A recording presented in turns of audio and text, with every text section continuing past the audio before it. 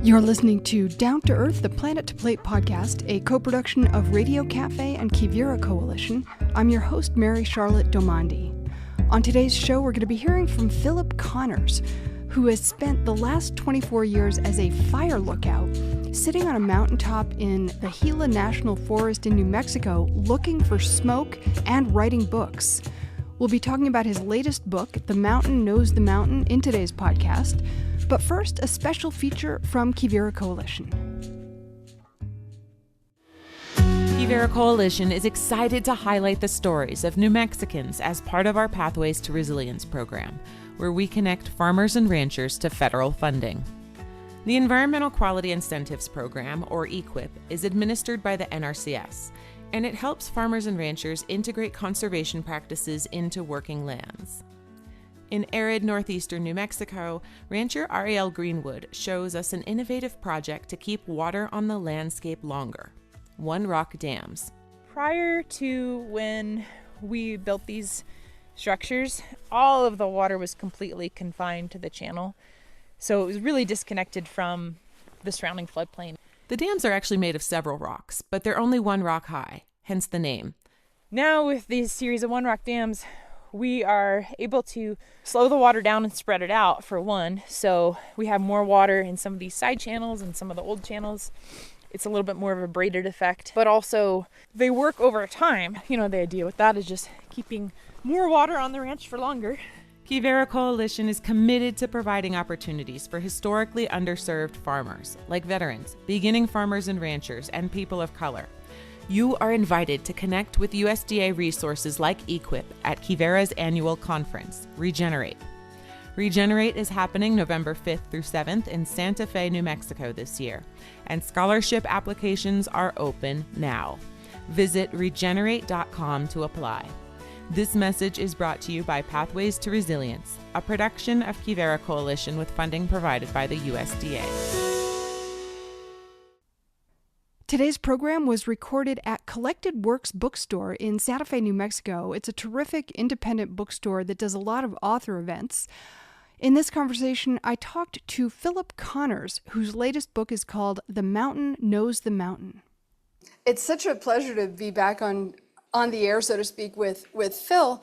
He has written 4 books, and the first one was Fire Season, and we actually did a radio show on it 14 years ago.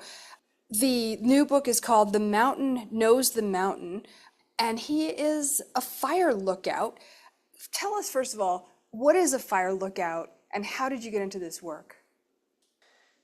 The essence of the job is I'm being paid to sit in a place with a view and keep watch over the landscape, and the second I see a wisp of smoke from a wildfire, plot the location and call it into dispatch, so that fire officials can respond to it appropriately. This is in the Gila?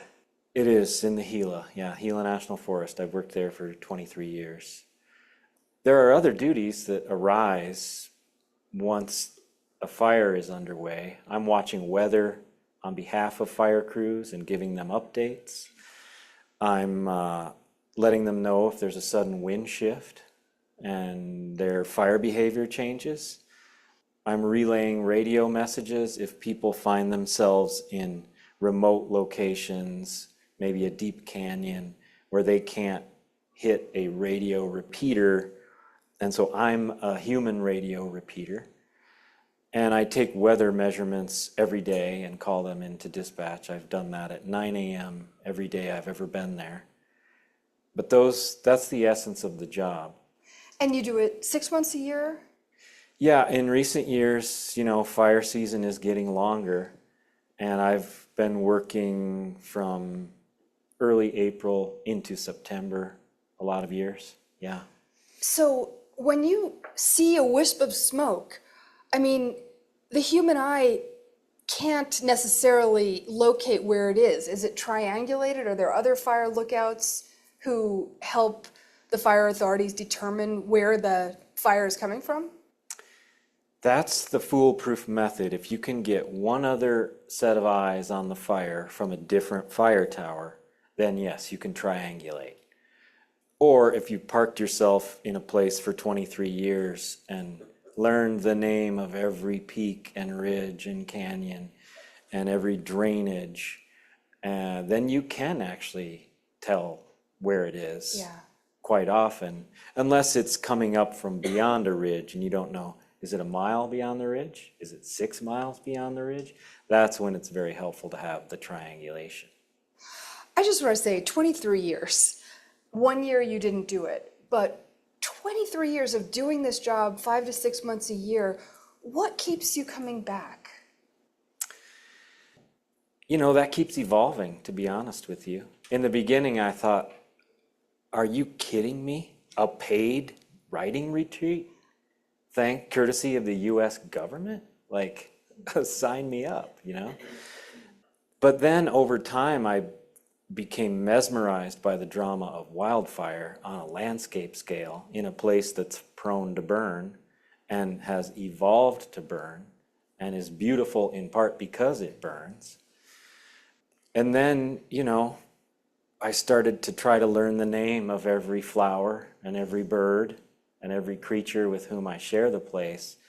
And the more time I spend there, the more I'm just dazzled by what gifts you are given by living in a place that's alive with the full array of native life that should be there. A couple of exceptions, no grizzly bears, but that is an incredible gift in the 21st century on a planet that's ailing. If you're paying attention, we all know it. But to be in a place that still feels and looks and smells and sounds alive is, I don't know, yeah, dazzled is the word that comes to mind when I think about what it feels like to get to live there. Now, a lot of people who are fire lookouts are, how should I say this? There's a lot of authors and philosophers and poets who were fire lookouts. Santa Fe's own Jack Loeffler is one of them. Gary Snyder, Jack Kerouac, I think, many more. You also were a writer before you started doing this, right? Yes. Tell us about like what were you doing in writing and journalism, and like what were your hopes when you say it's a government paid writers retreat? Were you thinking about writing certain like about your experience there, about other things that you had inside of you? Well, before I came there, I was working about as far from a lookout tower in the wilderness as you can, because I was working in the World Financial Center in Lower Manhattan as a copy editor on the leisure and arts page of the Wall Street Journal. The only thing connecting these two experiences is that they both occur in towers. But other than that, there's literally nothing that is the same between those two experiences. I went to college at the University of Montana. I studied journalism. I knew I wanted to tell stories in some way, shape, or form. Like many young, ambitious people aiming for the sky, I moved to New York, and I somehow talked myself into a low-level job at the Wall Street Journal. And I stayed there, moved up a little bit into editing, but I knew I wasn't going to do it long-term. And then I witnessed the destruction of the World Trade Center towers right across the street from my workplace. And I started thinking, gosh, is this where I want to be? Is this what I want to do with my life? The answer to both questions was no. But I didn't know what the next step would be until I got invited down to the Gila by a friend of mine from the University of Montana who had the fire lookout job. And she basically sent me a mocking postcard, like, get out of your cubicle, take off your suit and tie and come breathe some fresh air in the mountain time zone. Basically an invitation to come visit her, which I did, and 72 hours later, I had talked myself into her job. I flew back to New York. I quit my job at the Wall Street Journal, flew back to southern New Mexico and worked a half season, filling in for her because she wanted to actually get out on a fire crew and see some more action. And that was the beginning. And yeah, at first I thought, oh, this is a paid writing retreat. It'll give me time to make sense of my early life, my brother's untimely tragic death, my paying witness to this destruction of the World Trade Center towers, which altered the course of world history. But I started paying attention to what was going on around me, and it turned out my first book was about what was going on around me. It wasn't about all that other stuff I thought I'd be writing about. Yeah. One of the things you write about in this book is, I think it's in this book, that the first 2 weeks when you're up on the mountain are an adjustment period. What is that adjustment period like? And then what does it lead to? You know, metaphorically, I can kind of liken it to a snake shedding its skin. You know, it feels sort of painful. You've got to step into a different way of being. You're mostly saying goodbye to social life for a long stretch of time. I'm fortunate because I have a spouse who visits and spends time with me there. I have friends who like hike up with fresh vegetables and bottles of good mezcal, and but mostly I'm there alone. And that transition away from my normal winter life, which involves friends and social life, transitioning out of that is hard, because all of a sudden you feel kind of naked. You're there by yourself. There's no one to entertain you. There are way fewer distractions than in the world below when you have a Wi-Fi connection. And yeah, you have to sort of look at yourself in all of your eccentricities and shortcomings and re-enter a space where you are not bombarded with stimuli. Now there are different things. Stimuli. Yeah, exactly. I was just going to say there are things to stimulate the senses there. Birds and sounds and the changing of weather, but it's at a way different pace than we're accustomed to living in the 21st century. One of the lines in this book that I liked is you wrote, "I will oscillate for a little while on the same wavelength as the earth." And I was reading that and I was thinking, I'm probably oscillating on the same wavelength as the iPhone. And, you know, getting out of that vibe that most of us are in and that most of us are probably more addicted to than we'd like to admit. What is that? I mean, I guess you have to read the book to find out, but really, what does that feel like? And what are you able to take in that you might not be able to take in when you're, you know, in the busy rush of your village in southern New Mexico, which is, I guess, not New York, but. Right. It is not New York. You know, for one thing, I read a great deal. I read more in the summer than I do the rest of the year. And that's a huge bonus to have just big open spaces of time for that. Because for me, reading feeds into writing. First I read, then I write. It doesn't happen the other way around. And I'm lucky because I get to put my supplies on the backs of mules and get them packed in every April. I'm miles from the nearest road, so that's how I get supplied. And, you know, I can just market food and pack in, 80 books if I want to, so that I don't arouse the suspicion of my packers, like, why are you packing in 80 books? And it's a luxury to do that because it allows me to spend time with, say, one writer. I've spent summers there where I read everything by Cormac McCarthy.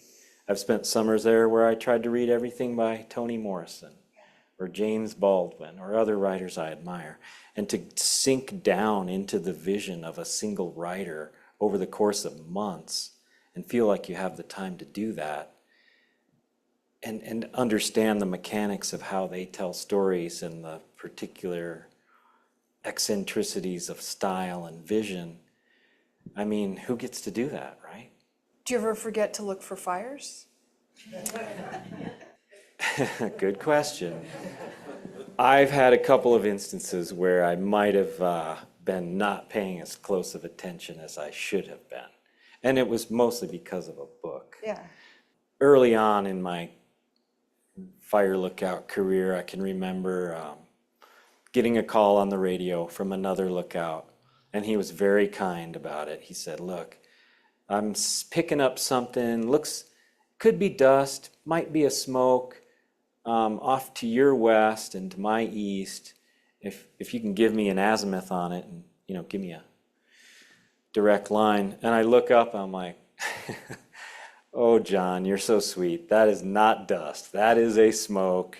It's like an acre and growing. Yeah. Thankfully, it was at the end of the season where, it wasn't windy. It wasn't going to get out of control. But it was a reminder, okay, yeah, you've got these other things you're doing. You're looking through the binoculars at the birds. You're got your nose in a book. But I do try every 15 minutes at least to do a full 360-degree scan. And how often do you see fires, see smoke?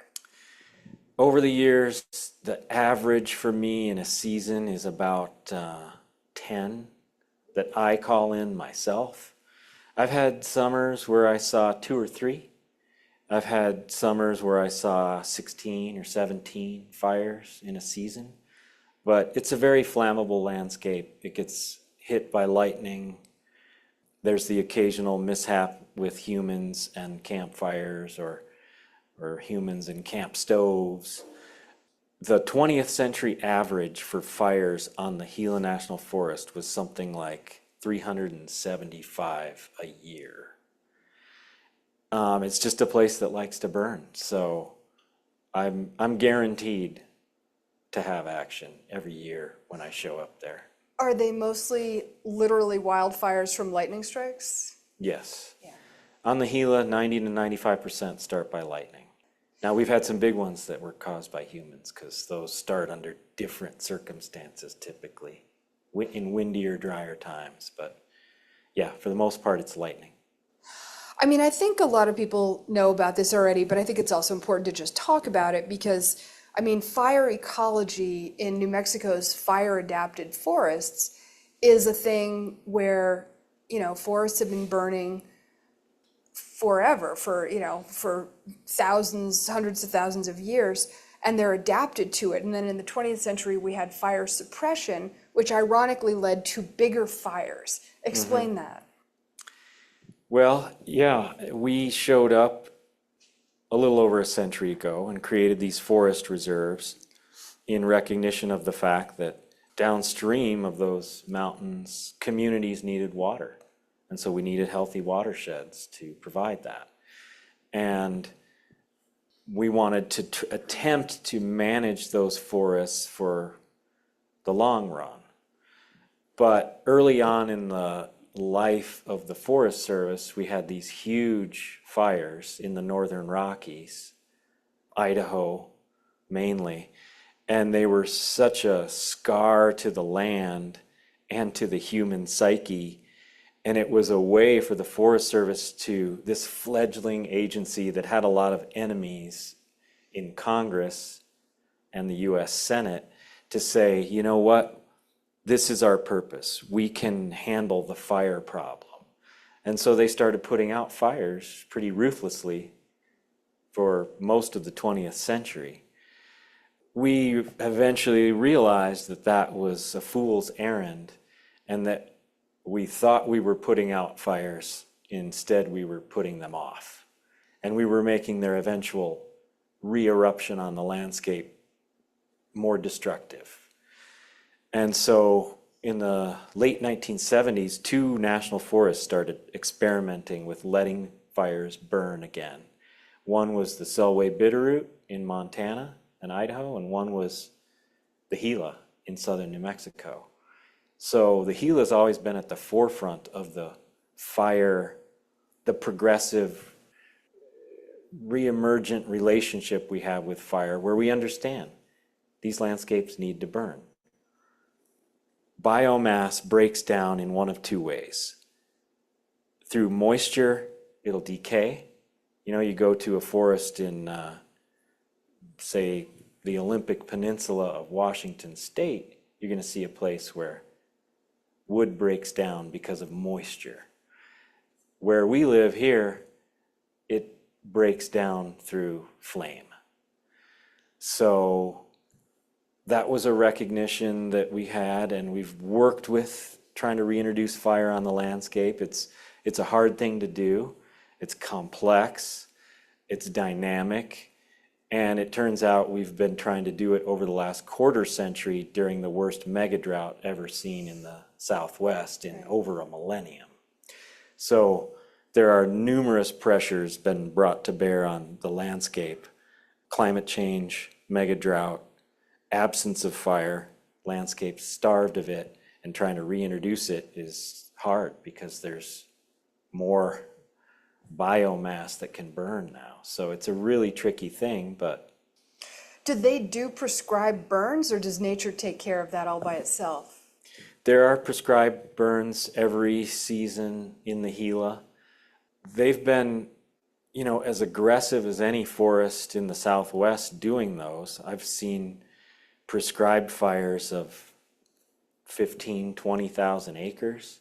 That's on a scale that most places can't do them because we're well positioned to try to do that because we have these big wilderness areas and we have less wildland urban interface than a lot of places. Meaning people didn't build their house in the forest. Right. I mean, there still are areas in the Gila where they did, but we have big areas where they didn't. And that's where that type of burning has played out at larger scale. But we had a fire this year, the trout fire, which burned just shy of 50,000 acres. And it was a classic example of why you do prescribed fire, because it came down to Highway 35, which runs up the Mimbres Valley, a settled community. And, you know, they'd done a number of small burns over the years close to the highway and close to private property. And that helped create a fire break when that fire got there.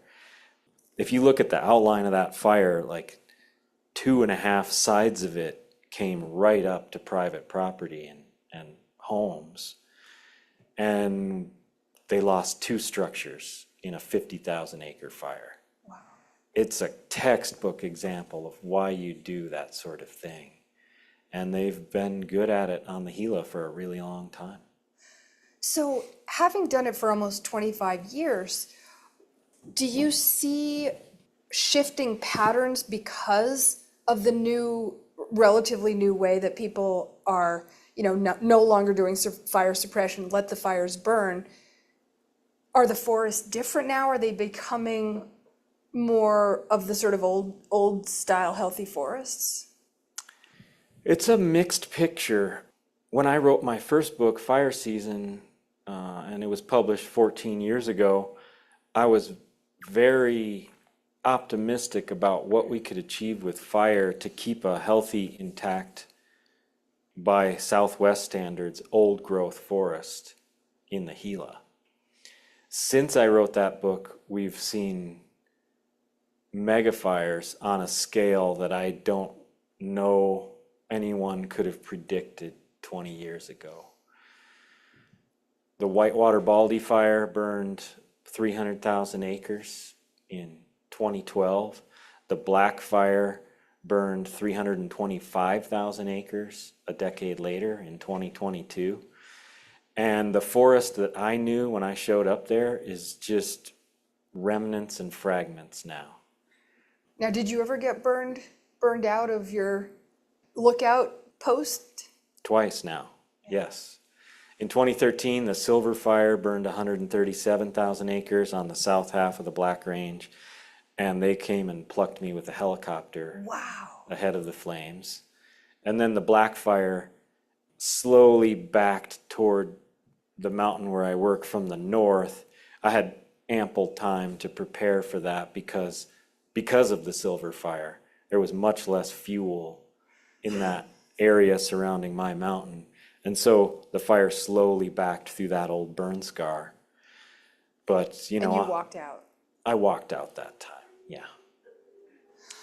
So let's talk for a moment about, you know, after the 2-week adjustment period where you're getting into the sort of vibe of the earth, what is your relationship like with the world around you? Like, in my mind, there's some romantic sort of, you know, the Bambis come up and say hello to you and, like, you know, you have a relationship with the animals, but it's probably not like that. But does your relationship with the wildlife that are there change? Do you become familiar with specific individuals, whether they be birds or mammals or whatever? Yeah, no, your romantic vision is actually close to accurate, because yeah, I'm there in a place that comes to life in the springtime, and things emerge, and migratory birds pass through, and bears come out of their winter slumber. And so, you know, sometimes I'm down on my belly waiting for the salamander, who I call Sal, to emerge from his little hidey hole, and I'll feed him or her a injured grasshopper, and we have a relationship. Yeah. And I'll see Sal the next day because Sal remembers there's someone here who will feed him a grasshopper. It's like, I want a treat. Absolutely, yeah. There are, you know, dark-eyed juncos who love to dine on miller moths, and when they see me go to the supply locker on my cabin porch, a known hideout for miller moths, and they see my hand on the door, all of a sudden they're kind of waiting, because when I open that door and the moths fly out, they'll be flying around the meadow chasing them. I can hear their little beaks audibly clicking as they chase after the moths. And then there's, you know, the interestingly colored bear, whether it's blonde or cinnamon colored, that shows up on a regular basis to feed in the North Slope meadows in May and June when things really green up. And I've learned to walk quietly in a way, you know, when I first showed up there, I'd go for a hike in the evening and I was just another blundering white guy, just, you know, tromping through the woods. But I learned if you move slowly and carefully and quietly, you can spend time in the presence of bears. And you can recognize them by their coloring, their size. And do they recognize you?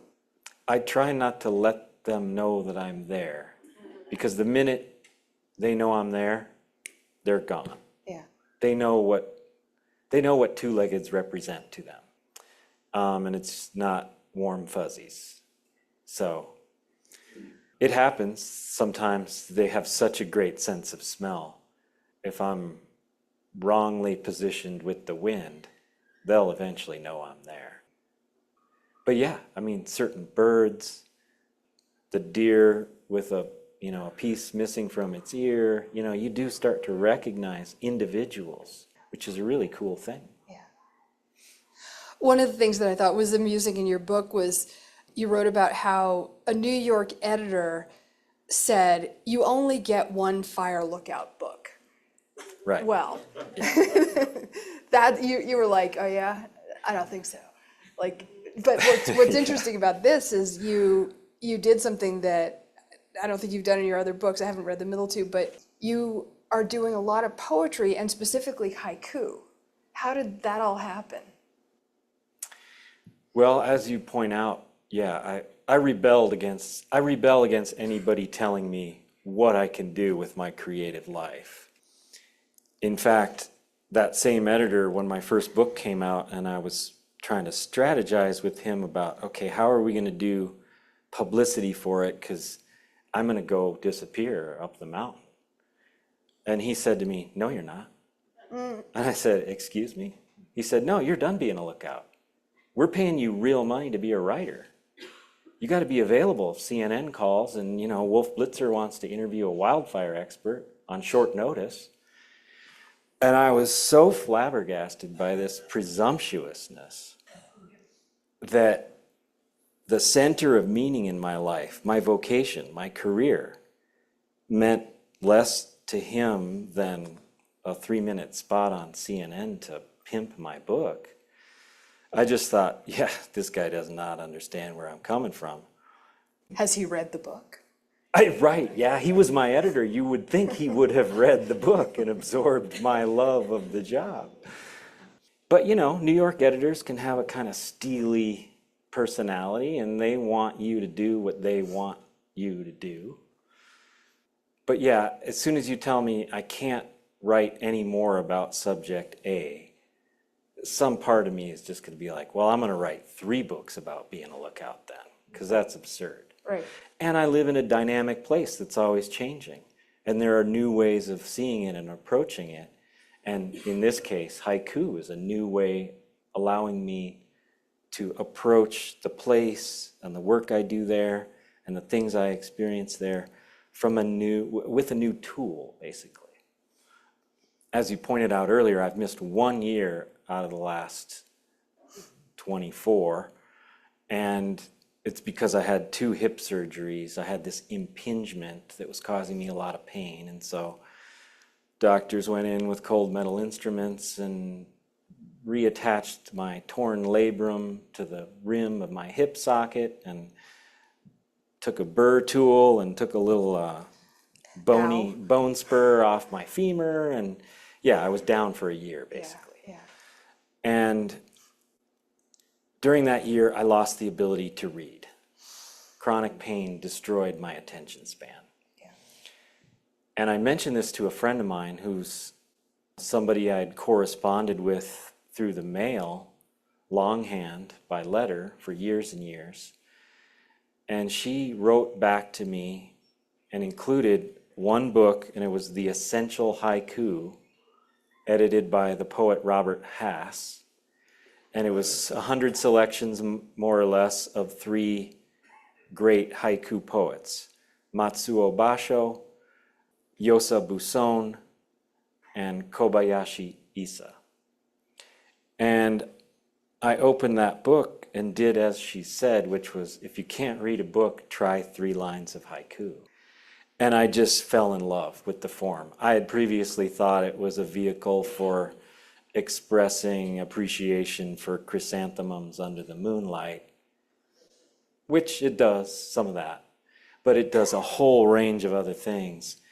And I started trying my hand at writing them. And I discovered the Japanese haiku poets had also perfected this other form where they would keep a diary and intersperse it with haiku.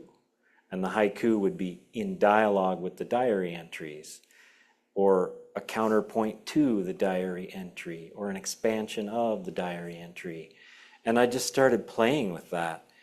And, for me, I need writing to feel a little bit like play to stay interested in doing it. I don't want it to be a slog. I don't want it to feel like work. I want it to be fun. And this was a way to make writing fun again after, losing the ability to read and write due to chronic pain.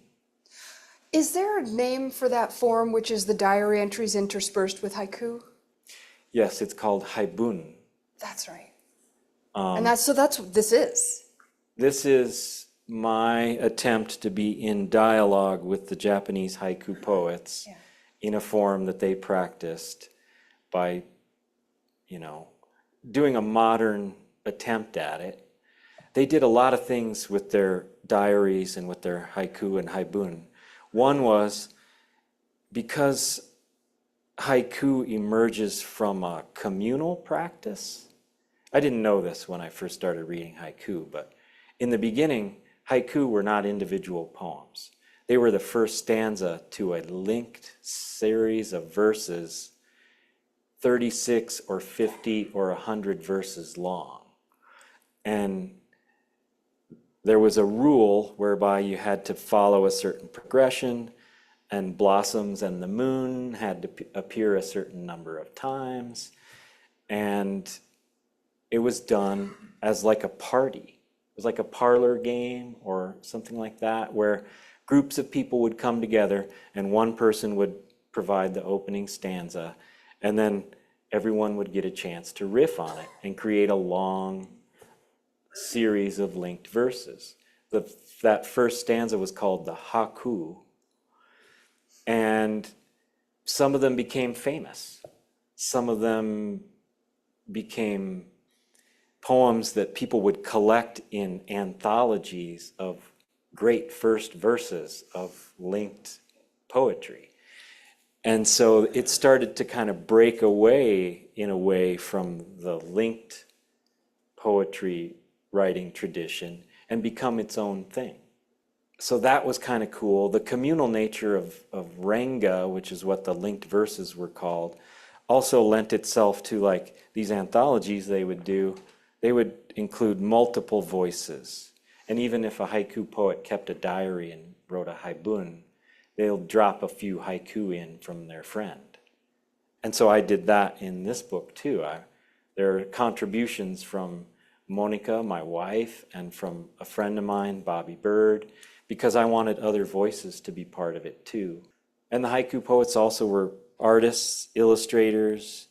They made drawings. So I started making little drawings like, oh, my sawhorse, you know, like I would sit and try to sketch little scenes from the mountain. All of these things, the multiple voices, the illustrations, they're ways of nodding to the traditions of haibun and the practices of the Japanese haiku poets. Could you read a little bit? Read a couple of haikus or something? Sure, I can maybe give you an example of the interplay of diary entry and haiku with just a short little reading.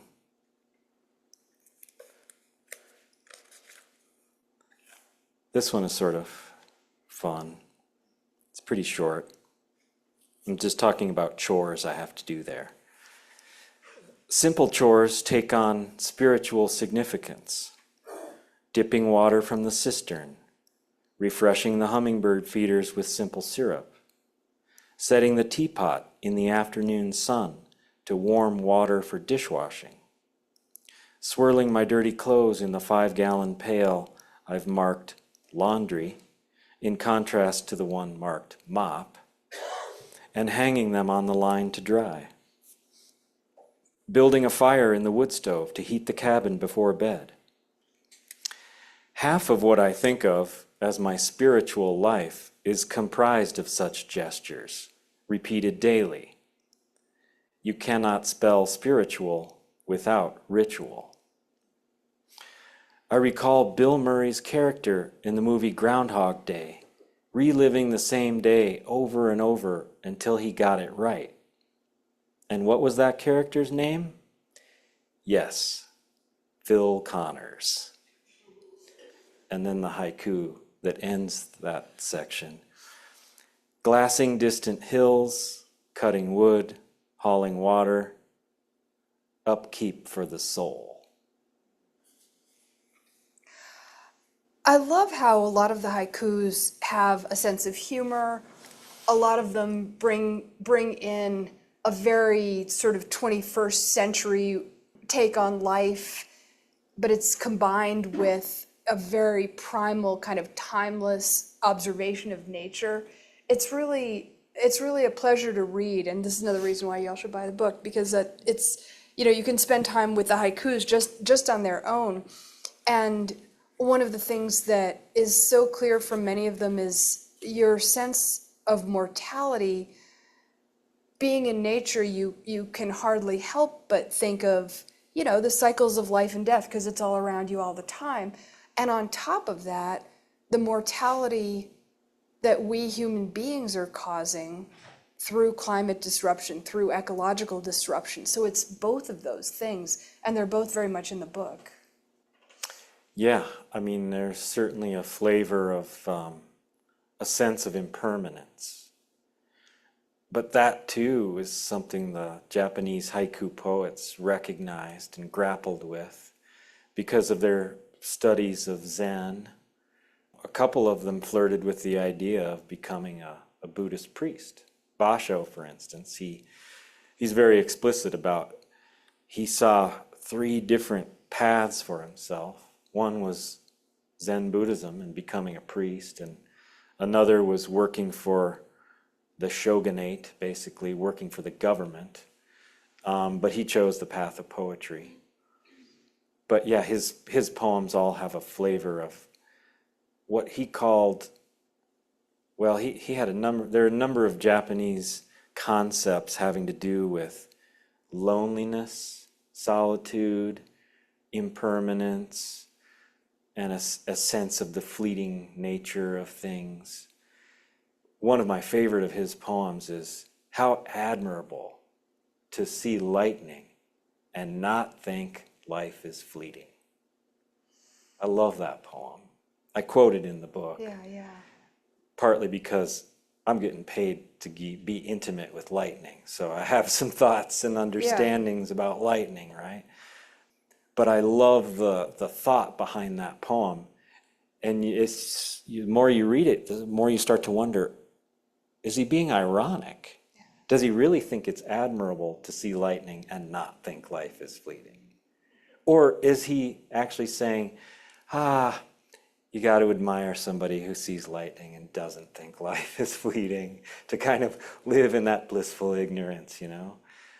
It's fun to watch them, the masters of the form, use it, deploy it in so many different ways. Yeah. Philosophically, there's a great poem, a haiku poem, year after year, on the monkey's face, a monkey face. It's like existential philosophy in 3 lines, right? Like, we are who we are. There's no escaping our essential nature. And funny ones too, like Issa wrote one where he appends a little headline to it to kind of help you understand the context. The headline is, "Approaching My Village. Don't know about the people, but all the scarecrows are crooked." It's like, it's funny, right? It's ironic. It's a commentary on his village. He says, don't know about the people, but by the end of it, you recognize, oh, he has some ideas about the people. Right. He's just expressing them through observing the scarecrows. So. Yeah. I mean, there's an undercurrent of, there's so many things woven together. It's a really beautiful book. The poetry, the quieting of your soul, the struggle of letting go of ego, the sense of how this is in itself a kind of meditation, not a monastery meditation, but very much of a nature meditation. And I mean, do you feel like you are in the tradition of, well, you said where I have this quote, I was going to say of hermits. You wrote, "I am only an amateur hermit, dream though I do of one day turning pro." Right, yeah. Well, I mean, when you're a part-time hermit, maybe you're always going to be amateur, right? I have a social life, and I wouldn't deny myself that, because while I have some quibbles with the human race, I have a lot of people I'm close to and love and spend time with. And I think there's something to remaining an amateur, you know? The moment you turn pro, then you got to listen to your editor telling you got to give up your vocation so you can be available for a call from CNN. If that's the price of turning pro, I don't want to turn pro. I want to stay an amateur. Well, what's a pro hermit? Well, a pro hermit would take a vow and maybe enter an actual hermitage and don a robe and take the tonsure, shave your head, and retreat from the world into contemplation of the eternal mysteries. There's some part of me that sees the attraction of that, but I don't think I'd be happy if I did that. I think I like the balance I've achieved.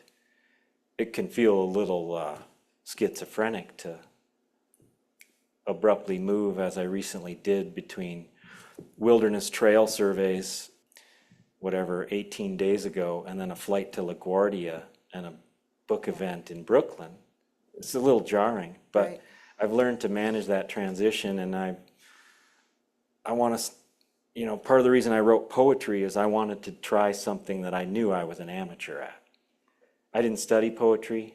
I'd never written poetry before, but I thought, I want to try something new and different. What do you do the rest of the year? Depends on the year. I've had years where I was a bartender in Silver City, New Mexico. Talk about schizophrenic. Go from being alone to entertaining a inebriated customer base. Right. There have been years where I put nose to the grindstone and worked on my books, writing, or in many cases revising what I had written at the fire tower, feeding it into the computer, because when I'm at the tower I don't have a computer. I work on a typewriter and I write longhand. And it's a process that slows you down, which I find useful, but it eventually means I have to type it all up into the computer. And in more recent years, I've been, when you're a writer and you bring out a new book, people always ask you, what are you working on now? And my answer, which is the truth, an old adobe house in Hillsboro, New Mexico, that my wife and I bought 3 years ago and needs love and attention, and I'm slowly teaching myself how to give it what it needs. I'm not by nature a handy person. I live up here as much as I live in the world of tools, but I'm doing that now, and that's an interesting challenge. Well, and you learned some skills on the mountain because you did upkeep on your cabin up there. Right, yeah. It's one of the things I wrote about in here was like, I didn't realize when I showed up there that I wasn't going to get any help. Yeah. If the place was going to stay functioning and a livable space, I had to fix it. If something breaks, it's on me. Right. Because I'm 5 miles from the nearest road. I'm looking at our time, so I wonder if there are any questions from the audience.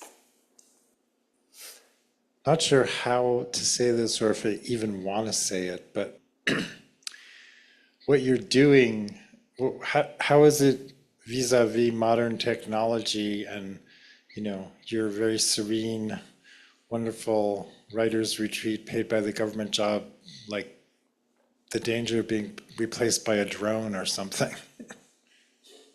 Yeah, that is something I contemplate a lot. I think for now, on the Gila, we still provide things that are so valued by our colleagues in fire that they recognize that, and they recognize that what we do can't entirely be replaced by technology.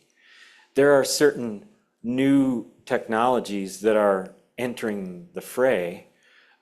One of them that's pretty interesting is the satellite heat signature. There are satellites now that can pick up the presence of heat on the landscape. It has to get to a certain size, maybe not a single tree on fire, struck by lightning, but maybe a spot twice as big as this stage that's burning. So that's one tool that actually we get calls now from dispatch saying, we're picking up a satellite heat signature at such and such a location. And it gives us enormous satisfaction to say, yeah, there's no smoke there. There are a lot of false positives with stuff like that. So did Elon Musk have you in his radar? That's what. Well, I certainly thought so when Doge was getting underway this winter. I thought, gosh, waste, fraud, abuse, and inefficiency, like paying a guy to look out the window all day, surely they'll find me, right? They did not yet anyway.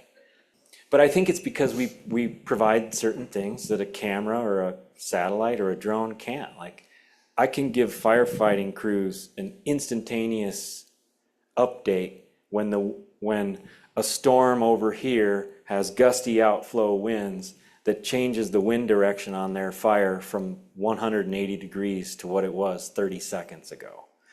Approximately how many of them are you, of you are there in the country? There are still a few hundred of us working staffed towers.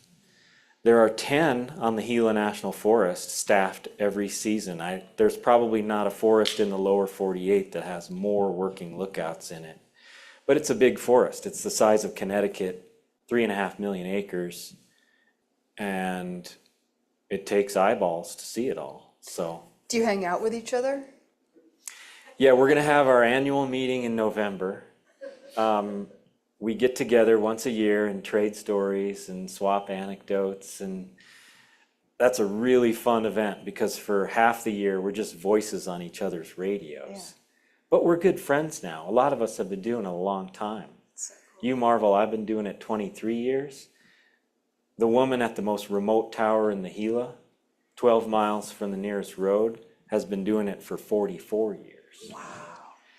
And that woman can tell you within 50 yards where the fire is. Wow. At a distance of 25 miles. So it's really cool to get to know people like that and have them as colleagues. Other questions?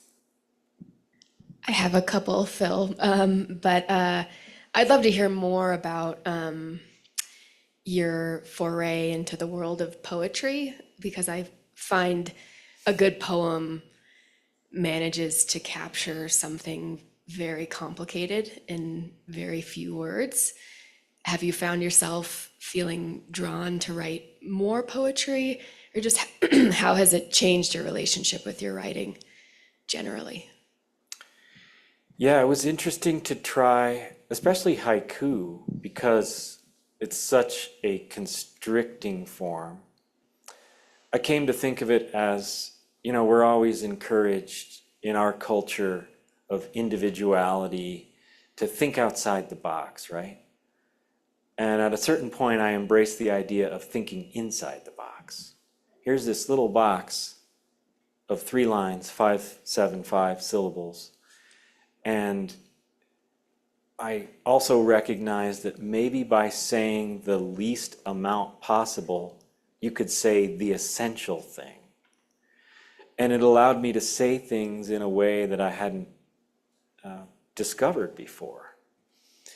So that was fun. I mean, it's a hard form to master very quickly. I had to write about 500 bad haiku before I wrote one that was even halfway decent, because it's deceptively simple, and it's much harder than it looks. But it opened up a way of playing with language that then had me thinking about writing longer poems, some of which are in this book, and playing with forms, 6-line stanzas, 2-line stanzas, poems whose shape, there's a word for that, I can't remember right now, but poems that have a shape on the page. There's one that basically is a mountain turned on its side and it has a peak to it. And I loved playing around like that with language. Rhythm of sentences has always been important to me. And so I tried to migrate that rhythmic sense into writing poetic forms. And I admit that some of what's in this book is basically my failures. And I'm not afraid to share them because I'm not perfect. I'm still an amateur. I'm embracing that. But on 3 or 4 different levels, this book is a document of my failures. A document of my failure to silence my inner scold and critic. He's there. He's there all over this book. A document of my failure to write beautiful haiku every time I tried to write one. There's some clunkers in here. A document of my failure to achieve Zen transcendence of, concern with ego and striving. And I try real hard, but I fail. So that was one cool thing about this book. Other books I've tried to, perfect every sentence.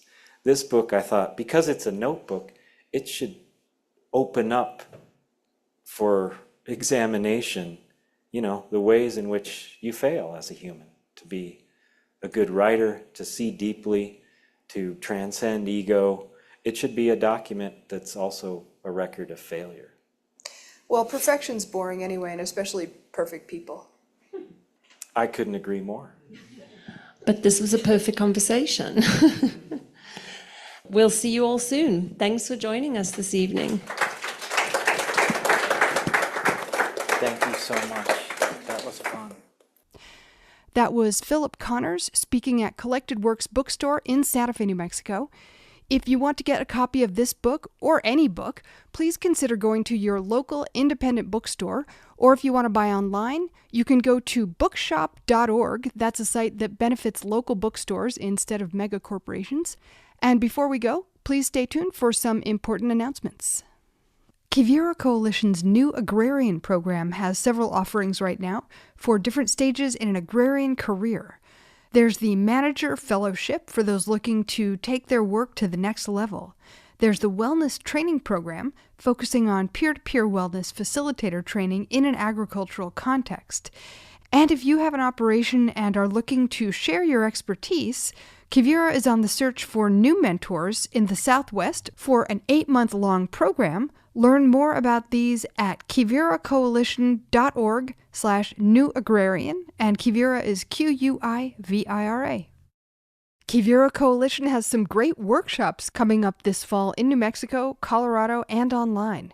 Be sure to check out the events page for more information, quiviracoalition.org/events, and Quivira is Quivira.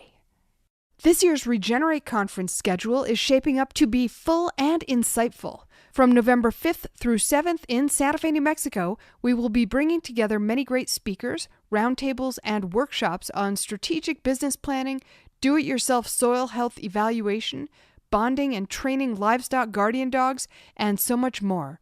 Registration is open, so reserve your seat now at regenerateconference.com. You've been listening to Down to Earth. We would love it if you would support this program, which you can do by going to patreon.com/down-to-earth planet to plate, where you can sign up for as little as $3. Patreon is Patreon. And also please rate and review the podcast on Apple Podcasts or wherever you get your podcasts. The Quivira Coalition is a not-for-profit and a community network of ranchers, farmers, conservationists, scientists, educators, and many others dedicated to regenerative practices that produce healthy food, support meaningful livelihoods, sustain biodiversity, and remedy the impacts of climate change.